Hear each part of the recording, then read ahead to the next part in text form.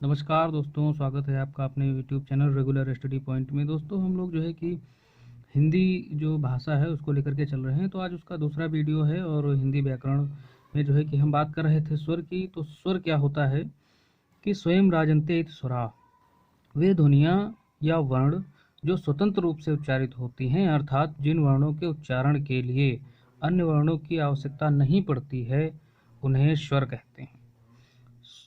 और क्या है स्वर के बारे में इम्पोर्टेंट कि स्वर वर्णों को अक्षर भी कहते हैं, क्योंकि स्वर वर्णों का क्षरण नहीं होता है। आ माने होता है नहीं, क्षर माने क्षरण होना, मतलब जिन वर्णों का क्षरण नहीं होता है उनको क्या कहते हैं, उनको स्वर कहते हैं। तो हमने जो है कि यहाँ तक कल बात की थी। तो हम देखते हैं कि जो पहले जो स्वर माने जाते थे उनकी संख्या कितनी थी, 13 थी। परंतु वर्तमान समय में री एवं री का प्रयोग अब नहीं किया जाता है, इसलिए इनकी संख्या घटकर अब 11 हो गई है। मतलब जो हमारे स्वर हैं उनकी संख्या 11 हो गई है। क्यों? क्योंकि री एवं री इन दोनों का प्रयोग अब हिंदी में नहीं होता है, इनका प्रयोग किसमें होता है, संस्कृत में होता है, इसीलिए इनकी संख्या कम हो गई है। अब ये संख्या हो गई है 11। कौन कौन से हैं? आ, बड़ा, छोटी, बड़ी, उ, री, ए, ओ, ऐ, औ। इनकी मात्राएं ये हो गई। आ पे कोई मात्रा नहीं लगती है, जैसे ऊ की मात्रा हो गई, बड़ी ऊ की मात्रा हो गई, री की ये लगती है, औ की ये लगती है। तो इस प्रकार से मात्राएं हो गई। अब बात की जाए कि जो है कि अब एक आ पर तो कोई मात्रा लगती नहीं है इस पे, तो इसीलिए क्या कहा गया है कि लेकिन मात्रा के आधार पर स्वरों की कुल संख्या 10 भी होती है, क्योंकि आ वर्ण का मात्रा रूप नहीं होता है। मतलब मात्रा के आधार पर स्वरों की संख्या जो है कि क्या होती है, 11 पहले थी, अब आ में तो कोई जो है कि मात्रा लगती नहीं है, तो कितनी संख्या हो गई है, 10 हो गई। अब हम लोग देखेंगे क्या, स्वर के भेद। जो स्वर होते हैं वो उनके कितने प्रकार के भेद होते हैं, तो आइए बात करते हैं। तो जो स्वर होते हैं उनको जो है कि कई मतलब अंगों के आधार पर जो है कि उनको विभक्त किया जाता है। जैसे कि जिह्वा के प्रयोग, अंगों के प्रयोग के आधार पर उनको विभक्त किया जाता है। तो जिह्वा के प्रयोग के आधार पर स्वरों की बात की जाए तो तीन जो है कि तीन भागों में विभक्त होते हैं, अग्र स्वर, मध्य स्वर और पश्च स्वर। तो अग्र स्वर में क्या आता है, छोटी, बड़ी, ए, आए। मध्य स्वर में आता है और जितने बचते हैं वो सब पश्च स्वर में आ जाते हैं, शेष स्वर। तो अब आप कैसे याद रखेंगे, इनके लिए एक ट्रिक है। आप अग्र स्वर को याद रखिए और मध्य स्वर में आता है, तो अग्र माने होता है आगे। तो हमने ट्रिक ली है कि प्रिय बैठी आगे, आगे मतलब होता है अग्र स्वर। तो आगे कौन बैठेगा, प्रिय बैठेगी। कौन बैठेगा, प्रिय। तो ये का इस पे कौन सी बिंदी लगेगी, मतलब मात्रा लगेगी ई। और ये पे कौन सी, ए। और इस पे बैठी पे आई लगेगी और ई। तो ये जो चारों हो गए, देखो ये प्रिय बैठी, ये चारों इसमें आ गए, और आगे होगा क्या, अग्रसर हो जाएगा। तो ये हमारी ट्रिक से ये चारों याद हो गए। और मध्य में आप याद रखिए कि आ। तो अगर आपसे पूछ ले कि जो आय है ये किस में आता है, तो किस में आएगा, अग्रस्वर में आएगा। ये आप ट्रिक से याद रखिएगा, प्रिय बैठी आगे। तो ये हो गए हमारे क्या, अग्रस्वर, मध्य स्वर और पश्च स्वर। अब बात करते हैं हम जो है कि नासिका के प्रयोग के आधार पर स्वर के कितने भेद होते हैं। तो नासिका के प्रयोग के आधार पर जो है स्वर होता है उसके दो भेद होते हैं, एक अनुनासिक, एक निरानुनासिक, और इसी को अननुनासिक भी कहा जाता है। अनुनासिक क्या होते हैं, जिन स्वरों के ऊपर चंद्रबिंदु जो है कि चंद्रबिंदी जो है कि होती हैं, उनके ऊपर उनको क्या कहा जाता है, अनुनासिक कहा जाता है। और इनका जो उच्चारण होता है ये मुख और नाक दोनों से होता है।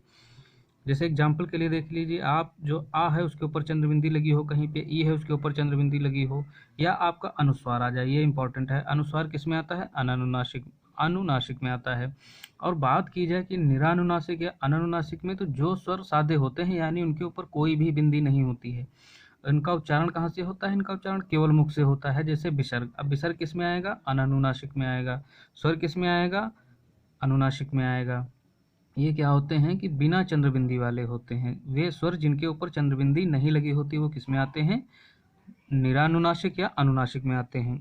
अब बात की जाए अनुनासिक वर्णों की, तो अनुनासिक वर्णों की जो बात की जाए तो उसमें कौन कौन से आ जाएंगे, सभी जो हमने 5 वर्ग जो होते हैं, का, खा, गा, घा, अंगा, मतलब वो का, च, ट, तप, उसमें के जो सभी 5वें अक्षर होते हैं वो अनुनासिक वर्ण में आते हैं।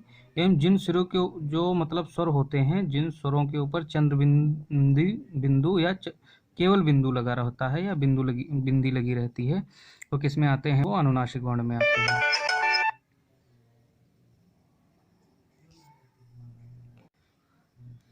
अब बात करते हैं मात्रा या उच्चारण काल के आधार पर स्वर के कितने भेद होते हैं। तो जो मात्रा या उच्चारण काल के आधार पर स्वर के 3 भेद होते हैं, ह्रस्व स्वर, दीर्घ स्वर, प्लुत स्वर।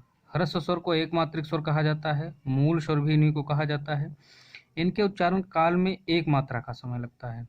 एग्जाम्पल के लिए आ, ई, उ और री हो गए। बात करें हम दूसरे दीर्घ स्वर की, तो इसको द्विमात्रिक स्वर भी कहा जाता है। इनके उच्चारण काल में 2 मात्रा का समय लगता है। एग्जाम्पल देखिए, बड़ा, बड़ी, ई, बड़ाऊ, ए, औ, ए और औ।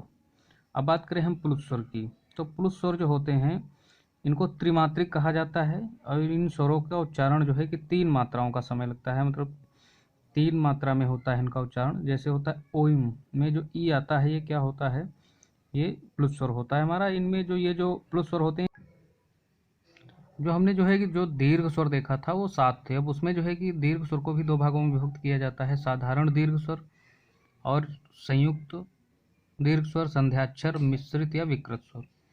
तो जिन स्वरों का निर्माण 2 समान उच्चारण स्थान वाले वर्णों से होता है उन्हें साधारण या दीर्घ स्वर कहते हैं। एग्जाम्पल के लिए बड़ा, बड़ी और बड़ाऊ। अब देखिए इसमें जो बड़ा का निर्माण होता है 2 समान स्वरों से हो रहा है। यहाँ पे जो है कि जो बड़ी होता है इसका निर्माण भी 2 जो है कि छोटी और छोटी से होता है। अगर बात की जाए इसमें जो है कि संयुक्त स्वर, संध्याक्षर क्या होते हैं, इंपॉर्टेंट है। निर्माण 2 असमान स्वरों के योग से होता है, 2 असमान स्वरों के योग से होता है। उनको जो क्या कहा जाता है, संयुक्त स्वर या संध्याक्षर कहा जाता है। एग्जाम्पल के लिए ए, आए, ओ और औ। अब ए का निर्माण किससे होता है, देखिए आ प्लस ई से होता है। अब दोनों क्या हैं, समान है। यहाँ पे दोनों क्या थे, समान थे। जैसे ओ होता है इसका आ प्लस ऊ से होता है। तो ये था हमारा जो है कि स्वरों का विभाजन। तो स्वर का जो टॉपिक हुआ वो हमारा कंप्लीट हुआ। और आप हमारे जो है कि इसी प्रकार से वीडियो पाने के लिए जो है कि हमारे चैनल को सब्सक्राइब करें, लाइक करें और शेयर करें। बहुत बहुत धन्यवाद।